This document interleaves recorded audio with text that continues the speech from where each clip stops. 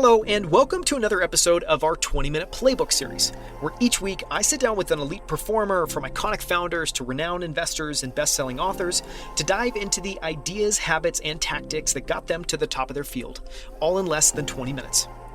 I'm Scrivner, and on the show today, I'm joined by Andrew Carter, co-founder and CEO of Smallhold, which is upending the food industry by growing mushrooms in Michelin star-rated restaurants and grocery stores, and through their network of on-site and macro farms. Smallhold is inverting the way food is traditionally grown and distributed. Today, 68% of all mushrooms consumed in the United States come from a single town in Pennsylvania called Kennett Square. That's 400 million pounds worth of mushrooms per year, to be exact, which means that most mushrooms are transported across a vast distribution network to reach stores all around the United States. Smallhold knew there was a better way, so they spent years creating a proprietary set of technologies that could allow them to grow mushrooms in an incredibly small footprint. Their cases, which are their on-site farms, are about the size of a small standing cabinet. The first Smallhold on-site farms went up in restaurants around New York, which was followed by on-site farms at grocery stores, including Central Market stores all across Texas, where their on-site farms sit right next to where the mushrooms are sold in the grocery aisle. Smallhold is an incredible example of what the future of food looks like, and they're just getting started. In this episode, Andrew shares why everyone should watch the mushroom-focused Netflix documentary Fantastic Fungi, why he recommends the book Entangled Life for anyone who wants to learn more about mushrooms and the mushroom kingdom, Andrew's advice for building an incredible company culture, and the advice he'd give himself if he could go back to the start of his career, and much more. You can find the show notes and text transcript for this episode at outlieracademy.com/124. That's 124. And you can learn more about Smallhold at smallhold.com and follow Andrew Carter on Twitter at 40, that's 40KKM. With that, let's dive into Andrew Carter's playbook. Andrew, thank you for joining me again on Outlier Academy, this time for 20-minute playbook. I'm excited to ask you 10 questions and dive into a little bit of what drives you and try to pull some interesting thoughts out of your head. Let's do it.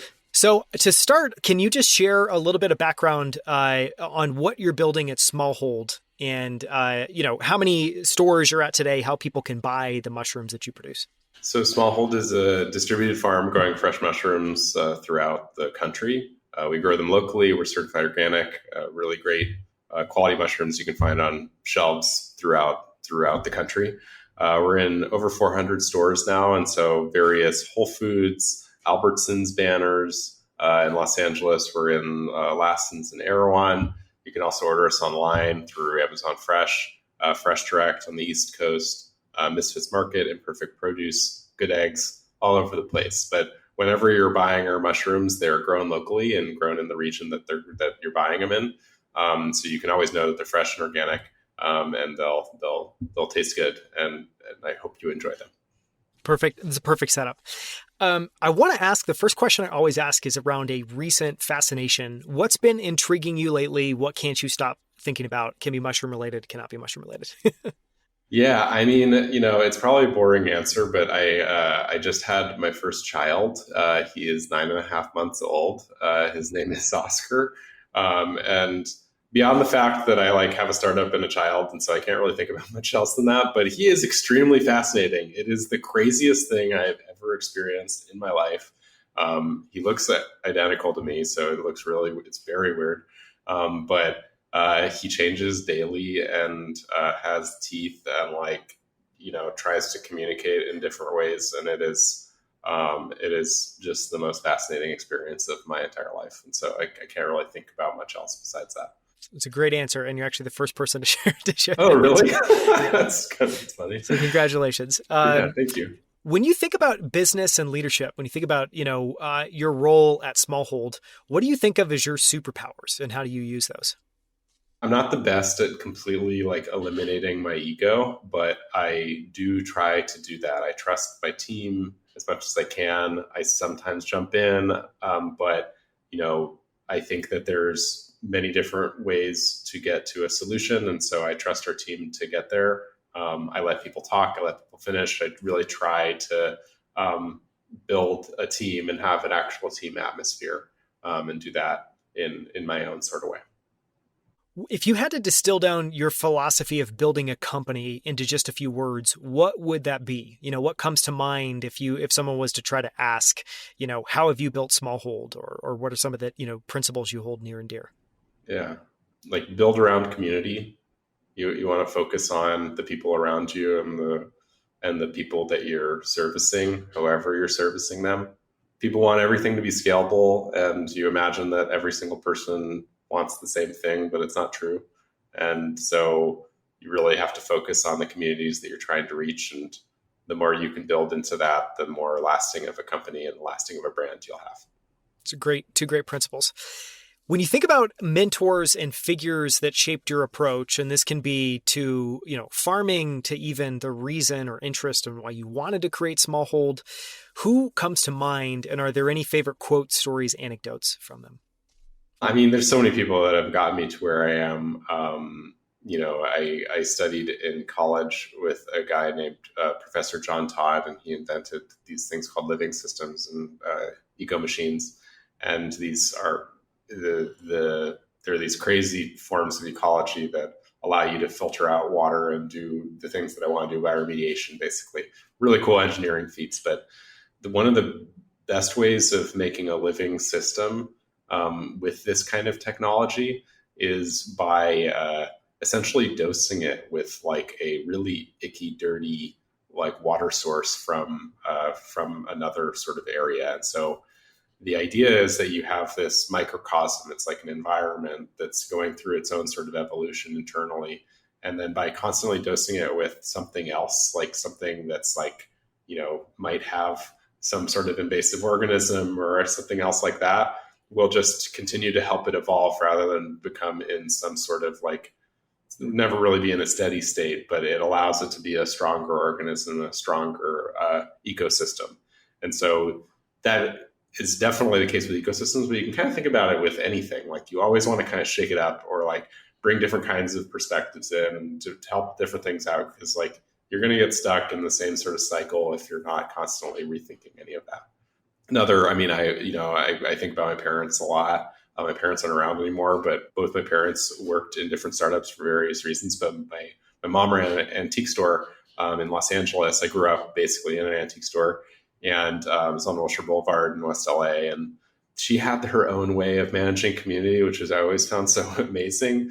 There were a lot of people that like lived, like they were either homeless or just kind of like spent a lot of time on the streets that would just come in, and like most business owners like really dismissed all these people. My mom was like really welcoming to a lot of people, because most of these people weren't there to mess with anything. They just lived there. Like it was people just had their own things going on, which a lot of time can be pretty depressing, but most people weren't trying to steal anything or anything like that. And she really embraced people and like built a community around her. And I always appreciate her for that, because it was like not in the mission of an antique store necessarily, but she found it really important, and it helped her run her own business in her own way.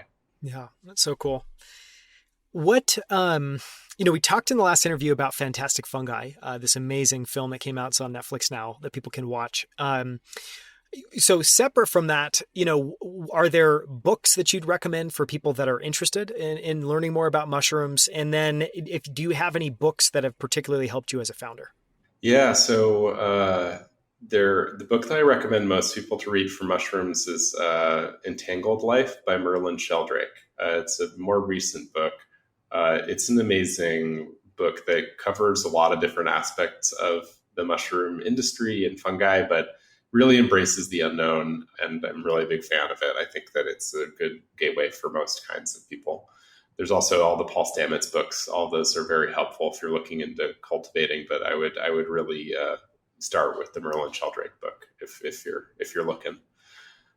As far as books that helped me as a founder, I tried reading a lot of self-help books in the beginning, and I found that a lot of it is so specific to the certain period of time that those were written.